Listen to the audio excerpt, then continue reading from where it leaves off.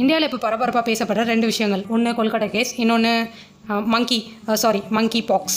மங்கி box spread பண்ணுற organism name மங்கி box virus. இது இப்போது டெமோக்ராட்டிக் ரிப்பப்ளிக் ஆஃப் காங்கோவில் ஸ்ப்ரெட் ஆகிட்டு வருது. அண்ட் இந்தியாவில் இதுவரை ஒரு கேஸ் பதிவாயிருக்கு. இதோட சிம்டம்ஸ் என்னென்ன அப்படின்னு சொல்லி பார்த்தோம்னா fever, headache, body pain, tiredness, swollen lymph nodes and most importantly rashes. ஏன் இது ரொம்ப இம்பார்ட்டன்ட் அப்படின்னா இது ஒரு கம்பெனி ரன் பண்ணுது அண்ட் இதுக்கு கீழே நிறைய தொழிலாளிகள் வேலை பண்ணிட்டு இருக்காங்க.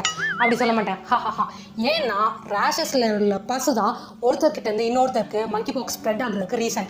And also respiratory droplets sexual contact மூலமாகவும் மங்கி பாக்ஸ் ஸ்ப்ரெட் ஆகும். அண்ட் ஸ்மால் பாக்ஸ்க்குரிய வேக்சின்ஸ் தான் மங்கி பாக்ஸ்க்கும் போடுவாங்க. ட்ரீட்மெண்ட் என்னென்ன பண்ணலாம் அப்படின்னா ஸ்மால் பாக்ஸ்க்கு என்னென்ன ட்ரக்ஸ் ப்ரிஸ்கிரைப் பண்ணுவாங்களோ அதே ட்ரக்ஸ் தான் மங்கி பாக்ஸ்க்கும் ப்ரிஸ்கிரைப் பண்ணுவாங்க.